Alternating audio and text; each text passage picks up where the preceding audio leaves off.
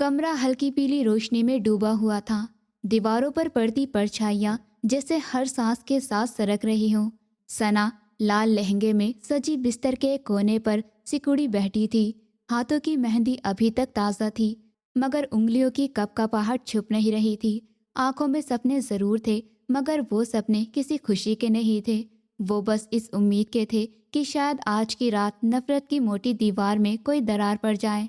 दादाजी की धमकी उसके कानों में अब तक गूंज रही थी। वही धमकी जिसने उसे अपने सबसे बड़े दुश्मन के नाम का सेहरा बांधने पर मजबूर किया था। वो भी अपने ख्यालों में गुम थी कि चंद पल बाद दरवाज़ा खुलने की आवाज़ हुई।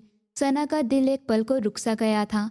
तलहा अंदर आया। कदकाठी संतुलित चेहरा, बहुत खूबसूरत, मगर आंखों में ठंडक छुपी थी। वो ठंडा लहजा जो दूरी बढ़ाता है। उसने सना को दुल्हनों की तरह बैठे देखा तो होठों पर तंज वाली मुस्कुराहट आ गई। वो उसे देखते हुए कड़वे अंदाज में बोला, क्या सोचकर ये कपड़े पहने हैं और किस सोच के तहत दुल्हनों की तरह बैठी हो? दिमाग है तुम्हारे पास या खत्म हो चुका है? तुम्हें लगता है कि आज की रात में तुम्हें इस खूबसूरत कपड़े में देखकर प्रभावित हो जाऊंगा? सना के लिए ये शब्द किसी चाबुक से कम नहीं थे। वो जो उम्मीद बांधकर बैठी थी कि शायद आज की रात सब गलतफहमियां मिट जाएंगी, उन दोनों के बीच एक रिश्ते की शुरुआत हो जाएगी। सारी बुरी यादें भूलकर वो एक नई शुरुआत करेंगे। वो उम्मीद पल भर में बिखर गई थी। उसने हैरान और जख्मी नजरों से तलहा को देखा था। वो कुछ कहती उससे पहले ही वो एक बार फिर नफरत भरे अंदाज में बोला, ऐसे क्या घूर रही हो? उठो मेरे बिस्तर से, जाकर सोफे पर सो जाओ। हमारे बीच कोई ऐसा रिश्ता नहीं बनेगा जो पति पत्नी का होता है। तुम सिर्फ मेरी मजबूरी हो, दादाजी की वजह से, समझी? और अब मेरा दिमाग खराब करने की ज़रूरत नहीं है। चुपचाप उठो और यहाँ से चली जाओ। मेरा दिमाग पहले ही बहुत खराब हो चुका है।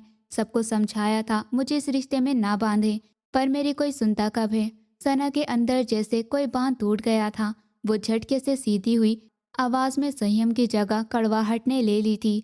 वो उसे देखते हुए बोली, बस बहुत हो चुका है, बहुत सुन ली मैंने तुम्हारी बातें। मैंने सोचा था तुम थोड़ी समझदारी दिखाओगे, पुरानी बातें भुलाकर नई जिंदगी की तरफ बढ़ोगे, मगर तुम तो सबसे घटिया इंसान निकले। तुम्हारे दिमाग में लड़ाई झगड़े के अलावा कुछ नहीं है। इंसान को हमेशा अच्छी सोच रखनी चाहिए, लेकिन तुम ऐसी सोच रखने वाले हो कि दिमाग को गलत हरकतों के अलावा कुछ चलता ही नहीं। इंसान तुम्हारे सामने मर भी जाए तब भी तुम्हें फर्क नहीं पड़ेगा, क्योंकि तुम्हारा दिल इंसान का नहीं बल्कि पत्थर का है जो कभी पिघल नहीं सकता। वो आगे बोली, मैं तो क्या, कोई भी लड़की तुम्हारे साथ रिश्ता निभाने की हिम्मत नहीं करेगी। और सुन लो, मैं इस बिस्तर से नहीं हटूंगी। शादी हुई है, ये कमरा मुझे दिया गया है, तो मैं इसी बिस्तर पर सोऊंगी, चाहे कुछ भी हो जाए। मैं पागल नहीं हूँ जो अपना आराम छोड़कर तुम्हारे कमरे के उस सख्त सोफे पर नींद खराब करूँ। अगर तुम्हें शौक है तो तुम जाकर सोफे पर सो जाओ, समझे? मेरा दिमाग खराब करने की ज़रूरत नहीं है। वो भी सना थी, ना पहले उसके सामने झुकी थी और ना आज झुकने का इरादा था। कमरे में खामोशी गहरी हो गई थी और तलहा की आंखों में पल भर के लिए हैरानी चमकी, फिर वही ठंडक वापस आ गई।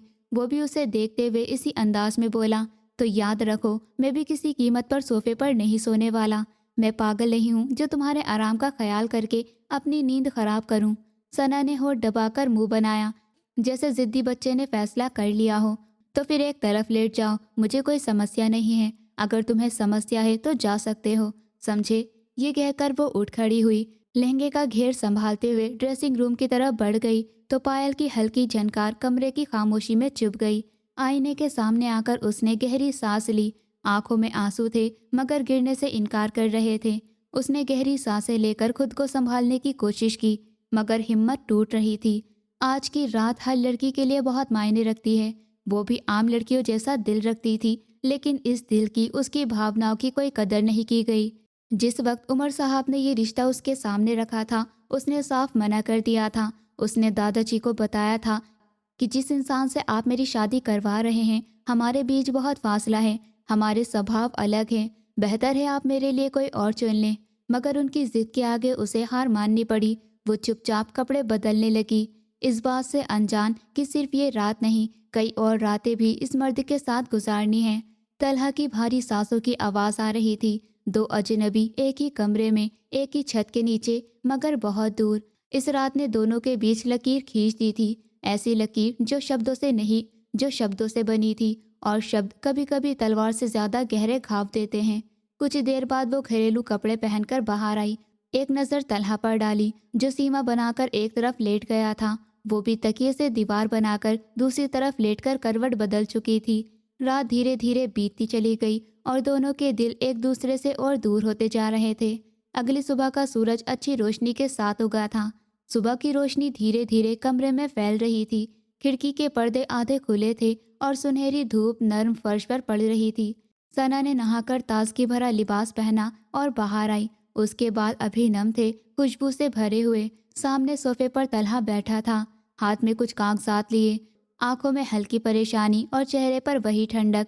मगर वो उसे नज़रअंदाज करके ड्रेसिंग टेबल की तरफ बढ़ गई। बालों में ब्रश फेरते हुए अभी वो मेकअप उठाकर चेहरे पर लगाने वाली थी कि अचानक तलहा की आवाज़ कमरे में गूंजी। बात सुनो मेरी सना, इधर आओ, मुझे तुमसे बात करनी है। लहजा बहुत सख्त था। सना पलटी, आंखें उसकी तरफ केंद्रित करके बोली, मेरे कान खुले हैं, तुम बोल सकते हो, मैं सुन रही हूँ। वहाँ आकर तुम्हारे सामने खड़ा होना मुझे पसंद नहीं। वो इंसान जब उसकी कदर नहीं कर सकता तो वो क्यों उसकी कदर करे। उसने भी कड़े अंदाज में जवाब देना ज़रूरी समझा। तलहा कुछ पल खामोश रहकर फिर बोला, इधर आओ, बैठो, आराम से बात करनी है। बात ज़रूरी है, आराम से बैठकर सुन लो। मैं तुम्हें किसी काम का नहीं बोल रहा, अनुरोध कर रहा हूँ कि मेरी बात सुन लो। लहजा अब थोड़ा नर्म हुआ था। सना ने गहरी सांस ली, ब्रश टेबल पर रख दिया। उसके अंदाज में अजीब सी बेचैनी दिख रही थी। यही वजह थी कि उसे भी अब उत्सुकता होने लगी कि आखिर क्या बात है। कदम पर कदम चलती हुई वो उसके पास आई और सावधानी से उसके करीब जाकर बैठ गई, मगर दूरी बनाए रखी। तलहा ने कागजात उसके हाथों की तरफ बढ़ाए और बोला, इस पर दस्तखत कर दो। बेहतर होगा हम दोनों के बीच अभी सारी बातें साफ हो जाएं। मैं बाद में किसी तरह का ड्रामा नहीं चाहता। आज ही सारी बातें साफ हो जाएंगी तो मैं भी शांति से रहूँगा और तुम भी अपनी ज़िंदगी आगे कैसे गुजारनी है ये तय कर सकती हो। हम दोनों को राहत मिल जाएगी। सना ने आंखें तेज करके उसकी तरफ देखा। कुछ पल वो खामोशी से उन कागजात को देखती रही और फिर उसे देखते हुए गंभीरता से बोली, किस बात के दस्तखत और ये कागजात किस चीज़ के हैं। न जाने क्यों उसे कुछ गलत होने का एहसास होने लगा था। दिल की धड़कन बहुत तेज हो गई थी। तलहा ने कुछ देर खामोशी अपनाई, फिर धीरे से बोला, मैं जानता हूँ शायद तुम्हें ये बात बुरी लगे, तुम्हारे दिल को ठेस पहुँचे, लेकिन हकीकत यही है और मैं इस हकीकत को झुठलाना नहीं चाहता। बड़ों की मर्जी के आगे सर झुकाने के अलावा तुम्हारे और मेरे पास कोई और रास्ता नहीं था। लेकिन मैं इसी तरह अपनी ज़िंदगी को और मुश्किल करके आगे नहीं बढ़ सकता। ये कागजात मेरी ज़िंदगी से संबंधित है। ये दूसरी शादी की अनुमति पत्र है। सना के दिल की धड़कन पल के लिए रुक गई थी। वो बेचैनी से उसके चेहरे को देखने लगी। ऐसा लगता था जैसे किसी ने उसका दिल निकाल लिया हो। उन दोनों के बीच लाख मतभेद हो, वो उसे लाख नापसंद करती हो, लेकिन एक औरत के लिए ये पल गहरी पीड़ा से कम नहीं होता। उसका पति उसी के सामने बैठकर दूसरी शादी की अनुमति मांग रहा था। उसका हाल बहुत बुरा था, लेकिन वो सहन कर रही थी। तलहा लगातार बोला, मैं अपनी क्लास फेलो जूबिया को पसंद करता हूँ और उसी से शादी करूँगा। मेरा तुम्हें लेकर कोई इरादा नहीं है। सच बताऊं, मैं तुम्हें देखना भी पसंद नहीं करता।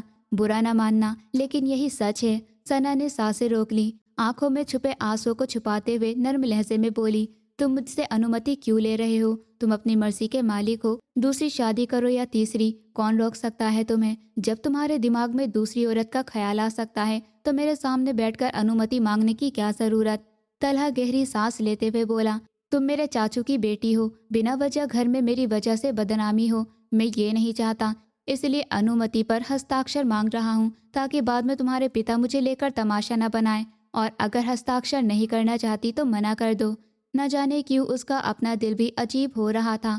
उसका चेहरा जिस तरह फीका पड़ता जा रहा था, तलहा को पहली बार बुरा महसूस होने लगा था। सना खामोश रही, दिल में कई भावनाएं उबल रही थी। कुछ पलों की खामोशी के बाद उसने हाथ बढ़ाते हुए धीरे लहजे में कहा, जब फैसला हो चुका है तो मैं क्यों पीछे रहूं? मैं इतनी कमज़ोर नहीं हूं जो तुम्हारे लिए रोती फिरूं। लाव कर देती हूं। वैसे अफसोस की बात है, खुद को हर चीज़ से बचाने के लिए तुम इतनी अच्छी सुरक्षा रख रहे हो। हैरान हूँ। दोनों की आंखों में अजीब सा सुकून था, मगर दिल की धड़कनें तेज थी। सना ने अनुमति पत्र पकड़ा, कलम थामी और धड़कते दिल के बावजूद हर हस्ताक्षर के साथ उसके अंदर का दर्द और सहन करने की कोशिश साफ थी। हस्ताक्षर पूरे होने के बाद वो बिना किसी आंतरिक बात के खामोशी से ड्रेसिंग रूम में चली गई अब अपने भावनाओं को संभालना उसके लिए सबसे मुश्किल हो गया था। कमरे में सोफे पर तलहा की खुली आंखें और हाथ में थामे कागजात की सरसराहट सुनाई दे रही थी। रोशनी और खामोश के बीच एक तरह का सुकून फैल गया था, ऐसा सुकून जो फैसले के बाद मिलता है, ना खुशी की खुशी से, ना दुख के रंग से, बल्कि खामोशी स्कृति से। तलहा ने कागजात टेबल पर रखे, आंखें झुकाई और एक पल के लिए गहरी सांस ली। बाहर धूप के नरम बादल कमरे की खिड़की से झांक रहे थे और अंदर एक नई हकीकत ने कदम जमा लिए थे। वक्त धीरे धीरे गुजरता जा रहा था। पूरा दिन सामान्य तरीके से बीत चुका था। रात की कालीमा चारों तरफ फैल चुकी थी। तरह ने आज पूरा दिन बाहर ही गुजारा था। वो घर वापस आया ही नहीं था, जबकि दूसरी तरफ सना भी बस बड़ों को सलाम करके अपने कमरे में ही कैद हो गई थी। रात 10 बजे कमरे का दरवाज़ा खुला और तलहा कदम रखते ही अंदर आया। पूरा कमरा अंधेरे में डूबा हुआ था और बेड से रोने की धीमी मगर दिल चीर देने वाली आवाज़ आ रही थी।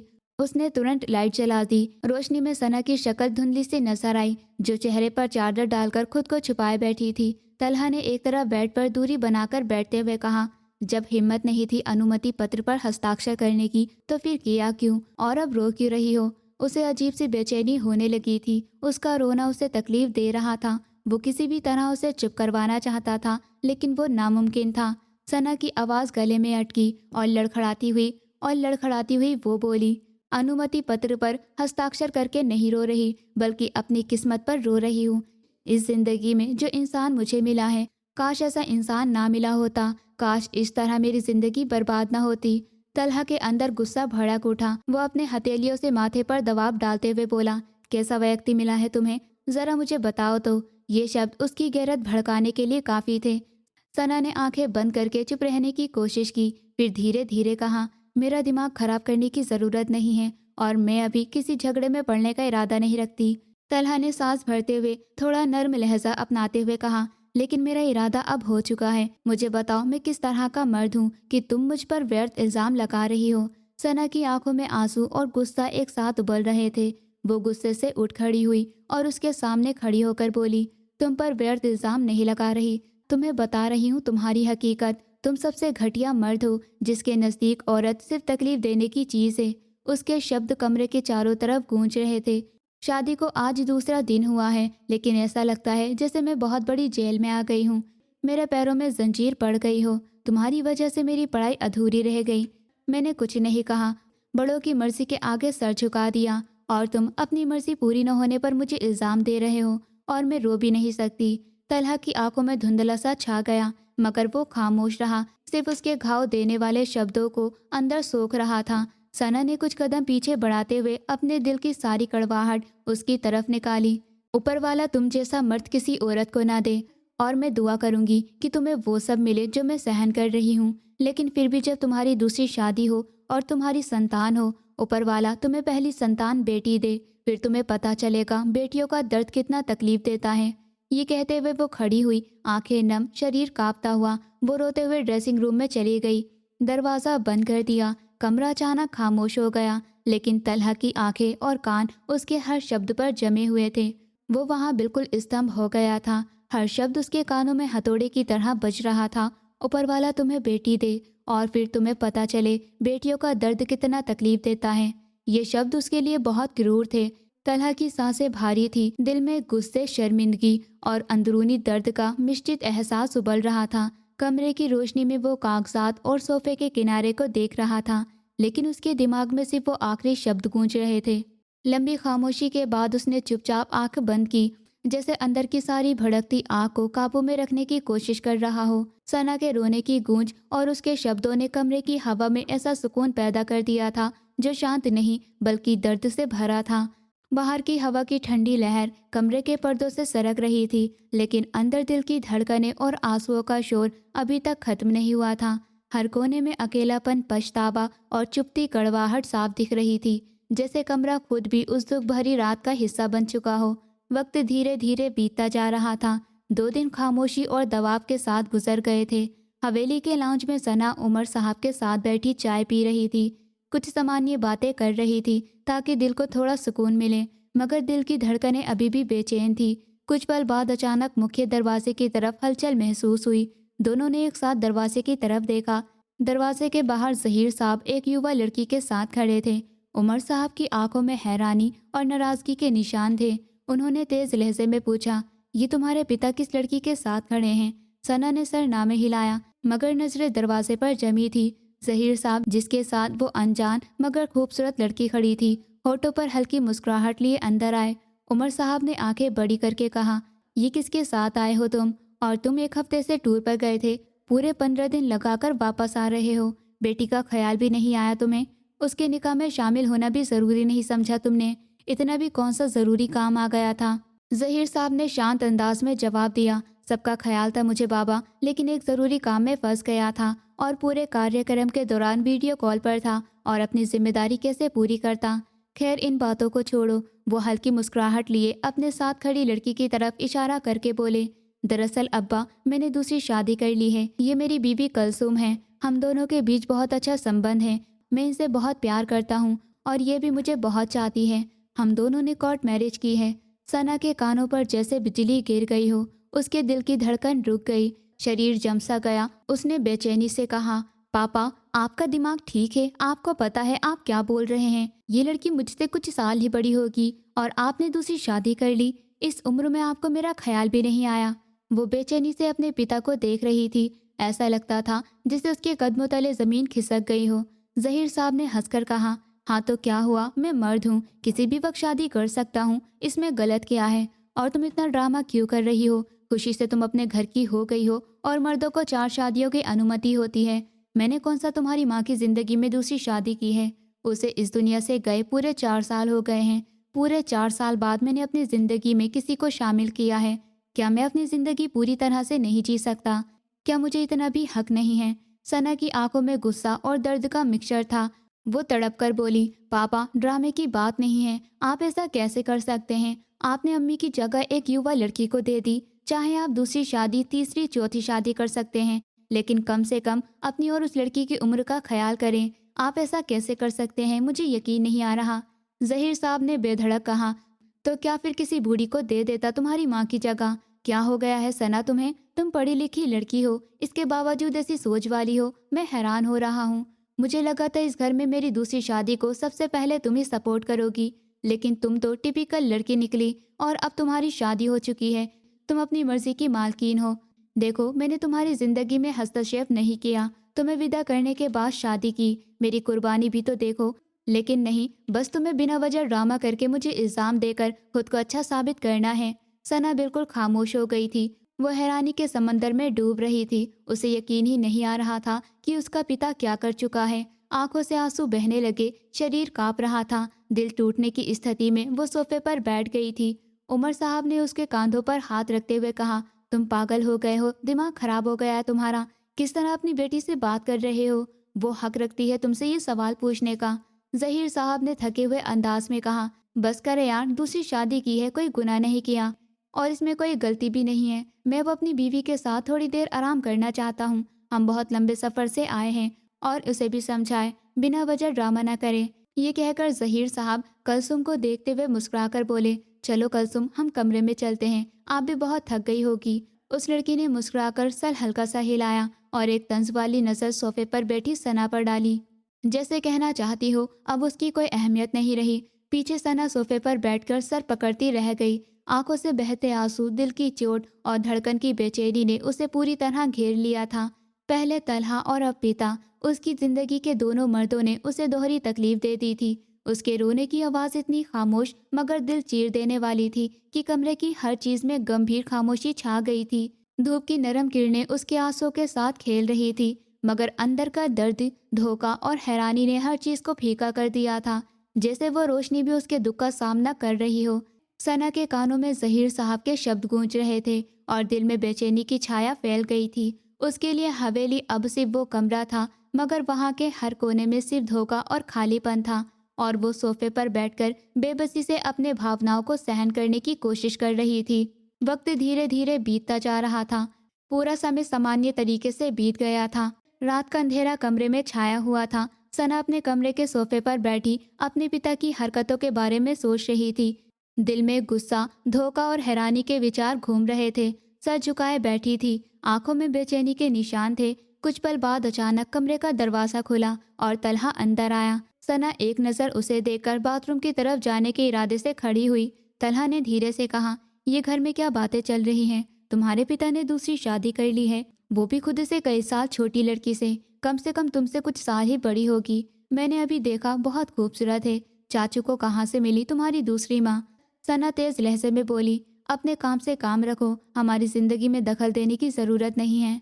तलहा बेखबर बोला, मैं कहाँ दखल दे रहा हूँ, मैं तो सच बता रहा हूँ। देख लो, तुम्हारे पिता ने भी दूसरी शादी कर ली, अब मैं भी कर लूँगा तो कोई समस्या नहीं होगी।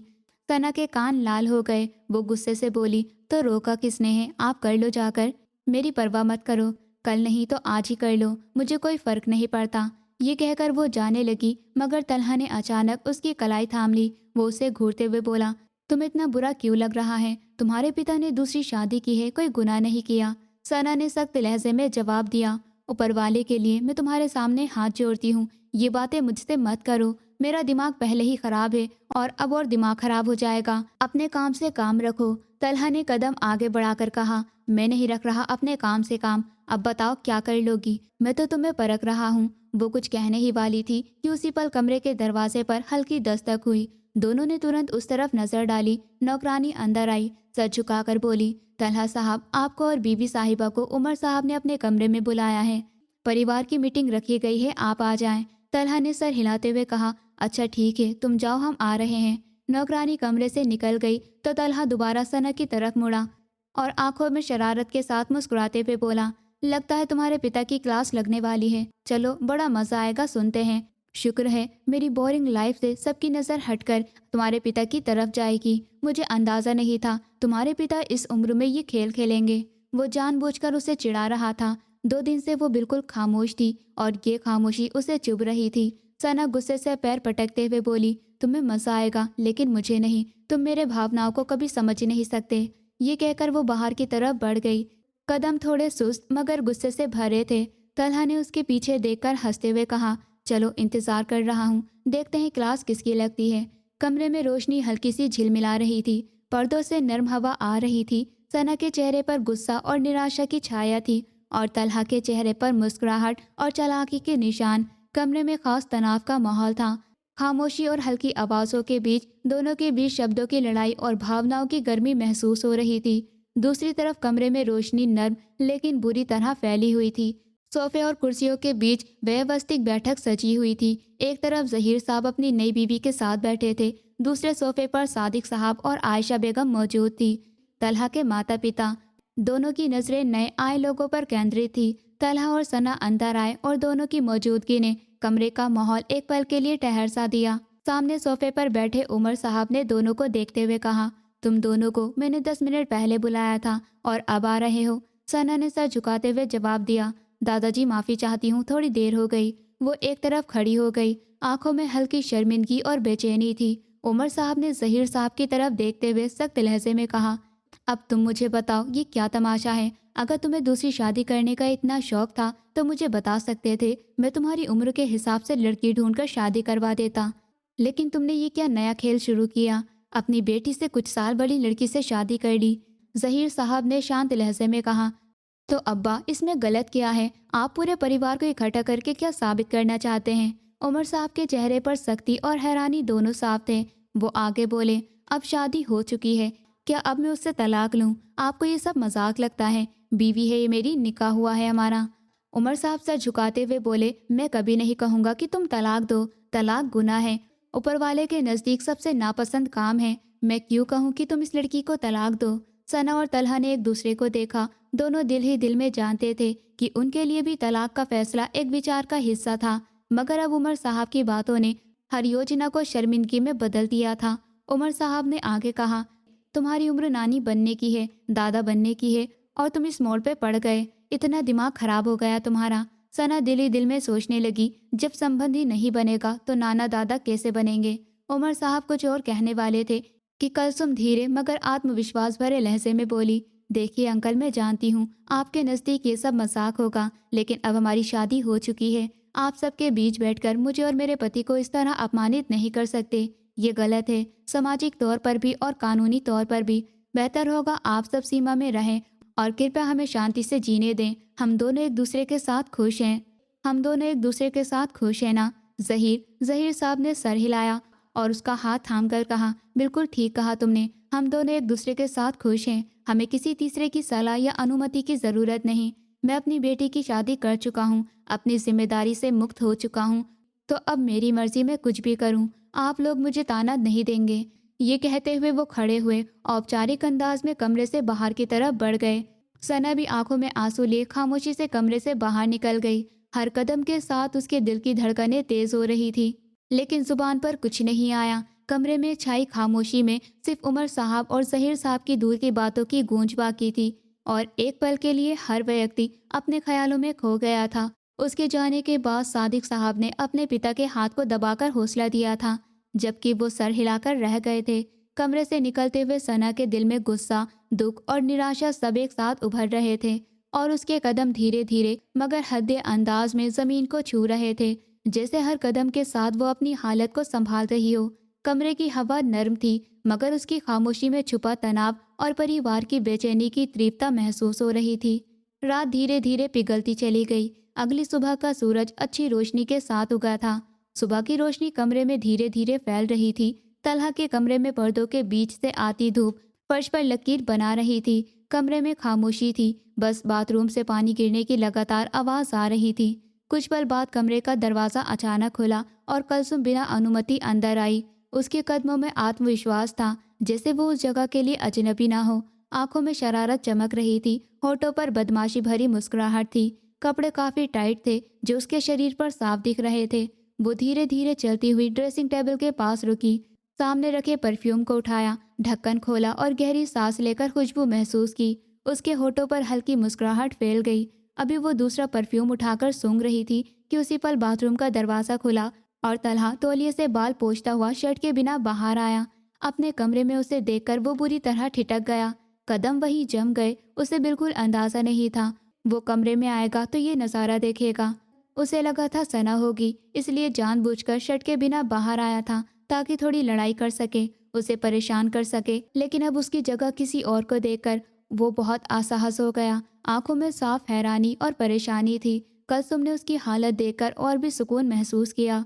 होठों पर और गहरी मुस्कुराहट फैल गई। वो कदम पर कदम उसकी तरफ बढ़ी, एक आंख दबाकर बोली, हाय हैंडसम, कैसे हो? तुम्हारे मसल्स तो सच में बहुत अच्छे हैं। यानी वो नौकरानी गलत नहीं कह रही थी।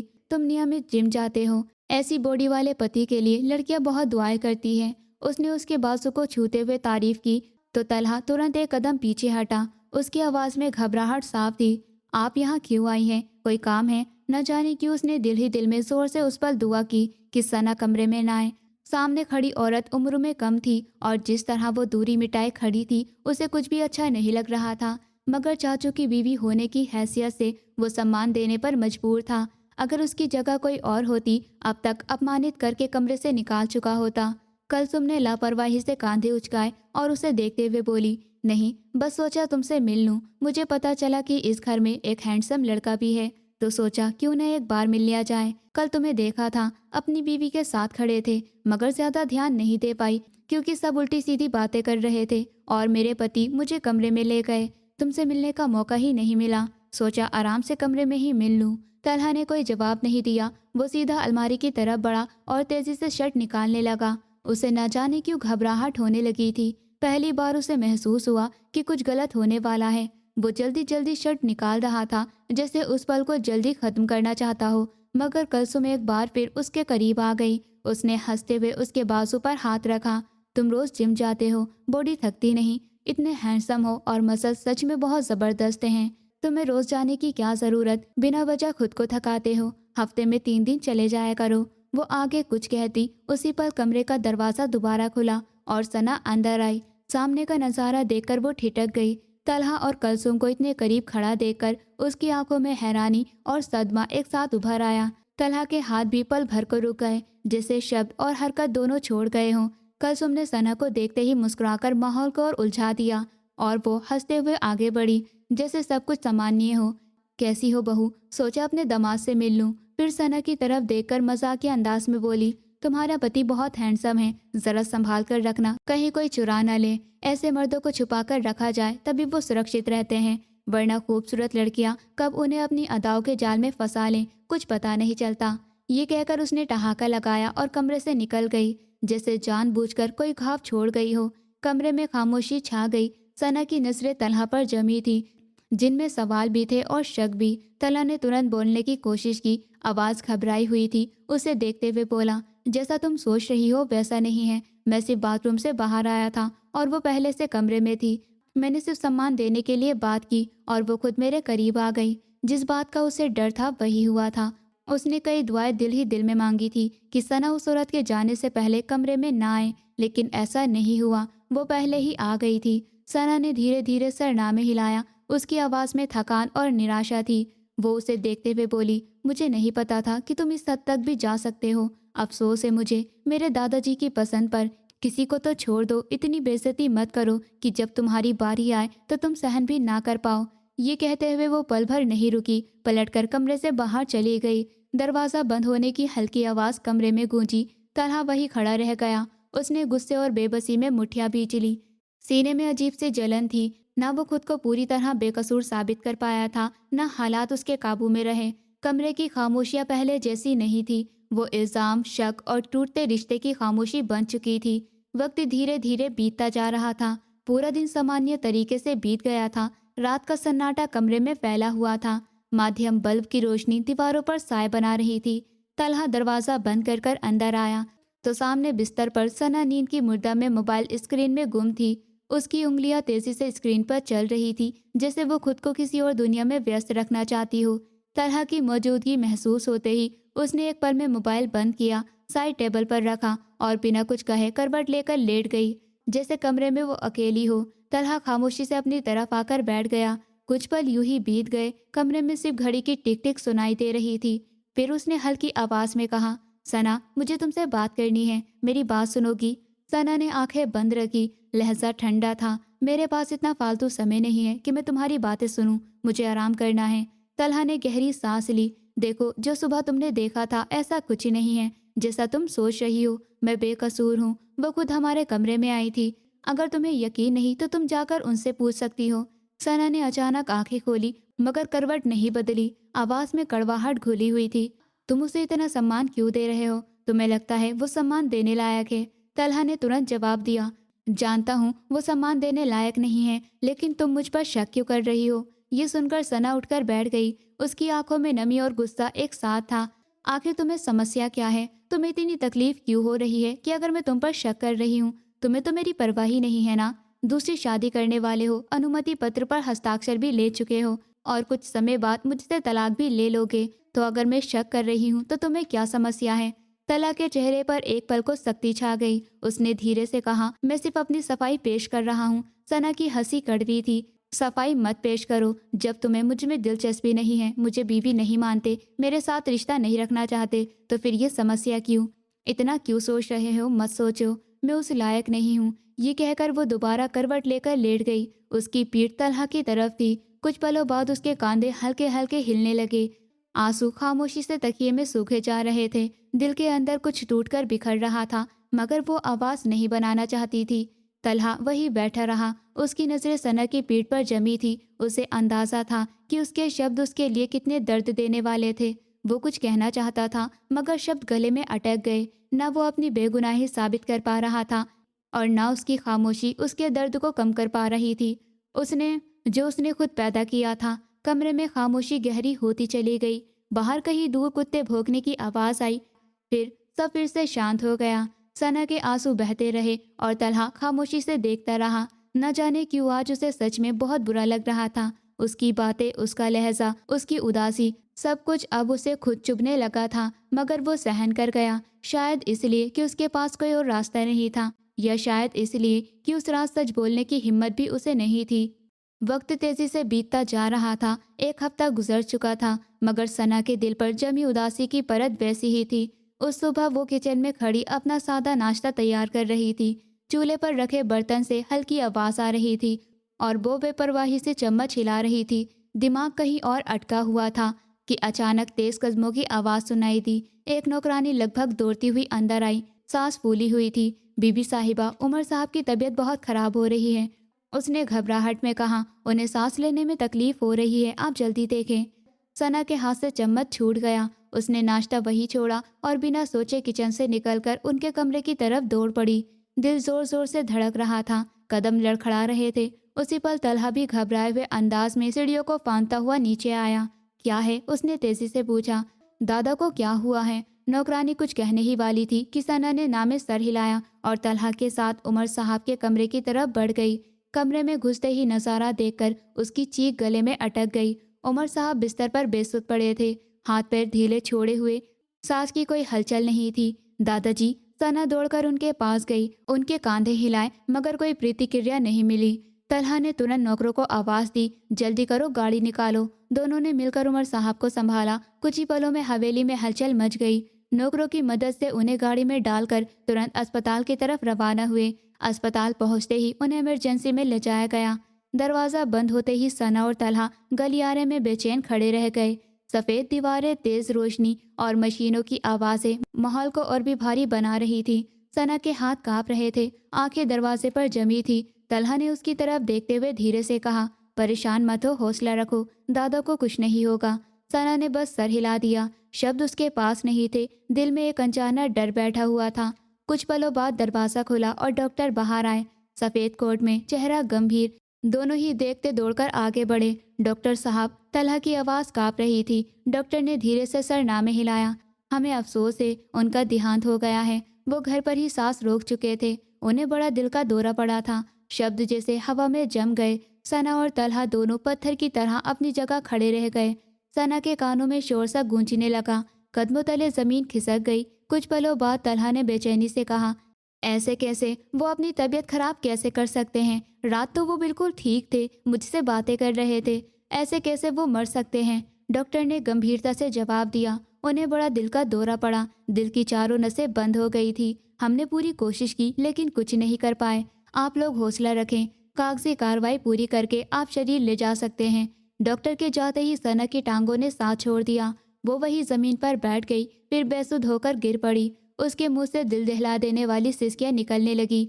दादाजी, मुझे छोड़कर क्यों चले गए? वो फूट फूट कर रोने लगी। तलहा तुरंत उसकी तरफ दौड़ा, उसे संभालने की कोशिश की।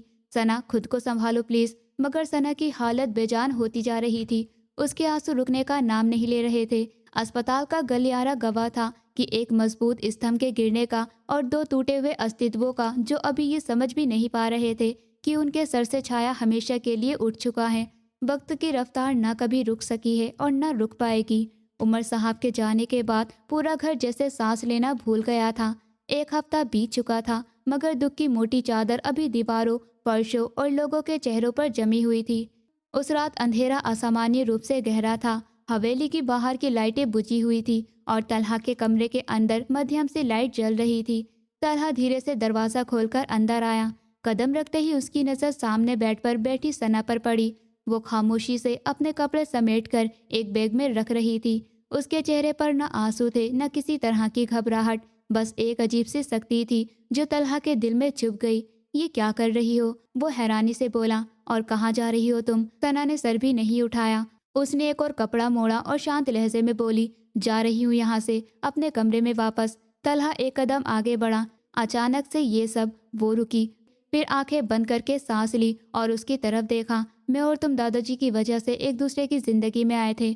उसकी आवाज़ में दर्द कम और फैसला ज्यादा था। अब वो नहीं रहे तो इस बेनाम रिश्ते का भी कोई मतलब नहीं रहा। मैं अपनी सारी जिंदगी बिना वजह तुम्हारे साथ झगड़ते नहीं गुजार सकती। तलहा के चेहरे के भाव बदल गए। सना, मुझे बोलने दो। वो तुरंत बोली, मैं तुमसे तलाक लूंगी, अपनी पढ़ाई पूरी करूंगी, फिर शादी करूंगी। मुझे अपनी जिंदगी संवारनी है, मैं इस तरह बर्बाद नहीं होना चाहती। ये कहकर उसने बैग उठाया और दरवाजे की तरफ बढ़ी। उसके कदम मजबूत थे, जैसे उसने ये फैसला कई रातों के जागने के बाद किया हो। मगर दरवाजे तक पहुंचने से पहले ही तलहा ने आगे बढ़कर उसकी कलाई थाम ली। सना, उसकी आवाज में पहली बार सख्ती थी। वो झटके से पलटी और उसकी तरफ देखा। मेरा हाथ छोड़ दो।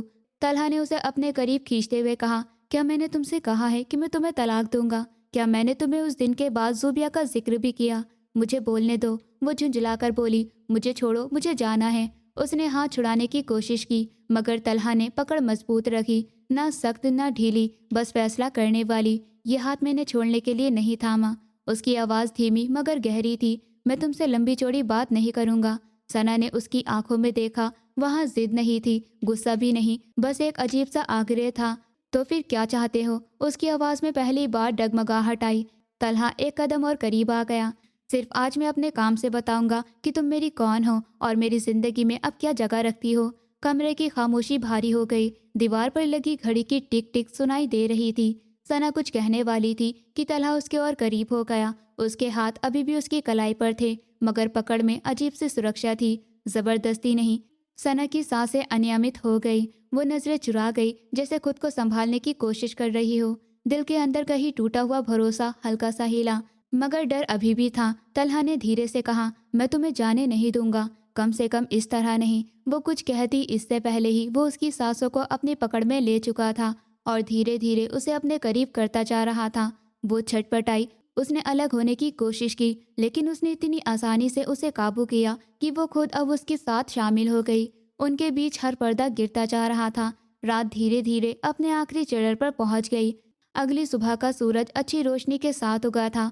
सुबह की हल्की रोशनी पर्दों से झांककर कमरे में फैल रही थी। दीवार पर लगी घड़ी ने 10 बजने का ऐलान किया तो तल्हा की आँख खुल गई। कुछ पल वो बिना हिले लेटा रहा, फिर उसकी नज़र अपने सीने पर टिकी, उसकी मौजूदगी पर पड़ी जो गहरी नींद में थी। सना का सर उसके सीने पर रखा था, बाल बिखरे हुए थे और सांसों की हल्की हलचल उसके अस्तित्व की जिंदगी का सबूत दे रही थी। तल्हा ने जानबूझकर सांस रोक ली, जैसे डर हो कि कहीं उसकी हलचल से वो जाग न जाए। वो खामोशी से उसके मासूम चेहरे को देखने लगा, वही चेहरा जिसे वो कल तक अपनी जिंदगी की सबसे बड़ी उलझन समझता था, आज अजीब सा सुकून दे रहा था। उसके दिल में नरमी सी मुस्कुराहट उतर आई। अचानक सना ने आंखें खोल दी। कुछ पल वो उलझी नजरों से उसे देखती रही, जैसे और वक्त जगह का अंदाजा लगा रही हो। फिर उसकी नज़र अपने और तल्हा के बीच दूरी या दूरी की कमी पर पड़ी। वो तुरंत सीधी होना चाही, मगर तल्हा ने हल्की मुस्कुराहट के साथ कहा, शादी के बाद की सबसे खूबसूरत सुबह मुबारक हो। सना के चेहरे पर हैरानी, उलझन और नाराजगी एक साथ उभर आई। वो तुरंत उसके सीने से अलग हुई और बैठते हुए बोली, ये आपने मेरे साथ क्या किया है? तल्हा खामोश रहा, बस उसे देखता रहा। अगर आप मुझे पसंद नहीं करते, उसकी आवाज़ में कपकपी थी, मुझे बीवी नहीं मानते, मुझे अपनी ज़िंदगी में रखना नहीं चाहते, तो फिर आप मेरे करीब क्यों आए? हम दोनों के बीच रिश्ता क्यों कायम किया? मैं आपसे ये सवाल पूछना चाहती हूँ, मुझे जवाब चाहिए। तल्हा ने गहरी सांस ली। तुम बहुत बेवकूफ़ हो, उसने नरमी से कहा। मैं समझा था कि तुम मेरे काम से समझ गई होगी कि तुम मेरी ज़िंदगी में अब क्या अहमियत रखती हो, लेकिन तुम अब भी वही खड़ी हो जहाँ पहले थी। सना ने सर ना में हिलाया। मुझे जवाब चाहिए तल्हा, मैं आपकी बात नहीं समझ पा रही। वो कुछ पल खामोश रहा। कमरे में बस सुबह की खामोशी थी और बाहर कहीं दूर पक्षियों की आवाज़। फिर उसने उसकी आंखों में देखते हुए कहा, बीवी हो तुम मेरी, मैं तुमसे प्यार करने लगा हूँ। सना की पलकें झपकी। कब और कैसे ये सब हुआ मैं खुद नहीं जानता, वो बोलता गया, मगर जिस दिन तुम अनुमति पत्र पर हस्ताक्षर करके गई थी, उस दिन से मेरा दिल बदल गया था। वो रुककर बोला, जैसे शब्द चुन रहे हो। मैंने जूबिया से कोई संपर्क नहीं रखा। हालांकि उसने मुझे मैसेज किए, बात करने की कोशिश की, लेकिन मैंने जवाब नहीं दिया। मेरा दिल कहता था कि अगर मैंने उससे बात की तो ये तुम्हारे साथ बेवफाई होगी, इस रिश्ते की पवित्रता के साथ बेवफाई होगी, और मैं ऐसा नहीं करना चाहता था। सना की आंखों में नमी उतर आई, मगर वो खामोश रही। मैं तुमसे बहुत प्यार करने लगा हूँ। उसकी आवाज़ और गहरी हो गई, और जब से दादाजी गए हैं ये एहसास और बढ़ गया है। उनके इंतकाल से एक रात पहले उन्होंने मुझसे कहा था कि वो तुमसे बहुत प्यार करते हैं और अगर कभी मैंने तुम्हें तलाक दी तो उन्हें तकलीफ होगी। उसने नजरें झुका ली। मैं नहीं चाहता था कि मेरे गए हुए दादाजी को मेरी किसी हरकत की वजह से तकलीफ हो।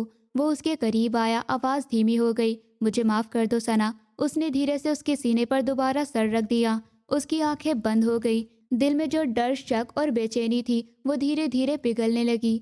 एक अजीब सा सुकून उसके वजूद में उतर गया, ऐसा सुकून जो महीनों से नसीब नहीं हुआ था। कमरे में सुबह पूरी तरह फैल चुकी थी और उस खामोशी में एक नए रिश्ते की धड़कन साफ सुनाई दे रही थी। कुछ घंटे बाद वो ड्रेसिंग टेबल के सामने खड़ी आईने में खुद को देखते हुए धीरे धीरे बाल ब्रश कर रही थी। चेहरे पर अब वो बोझ नहीं था जो पिछले महीनों से उसकी आंखों में ठहरा रहता था। दिल में सुकून ठहरा हुआ था।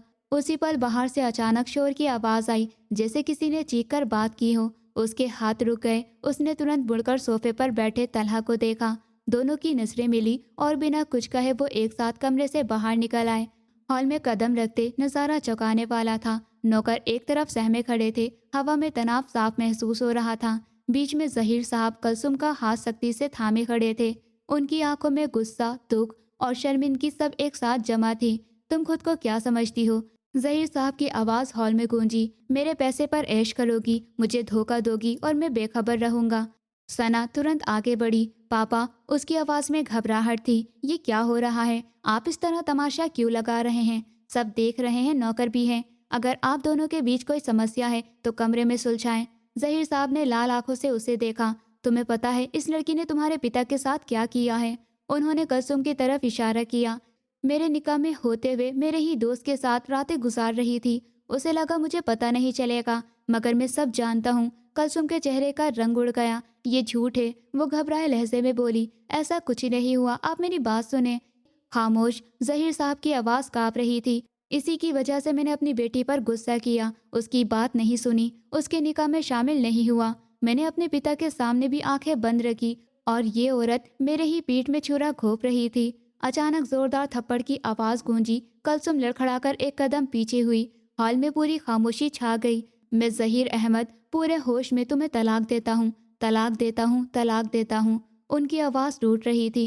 निकल जाओ मेरे घर से। उन्होंने उसे जोर से बाहर की तरफ ढकेल दिया।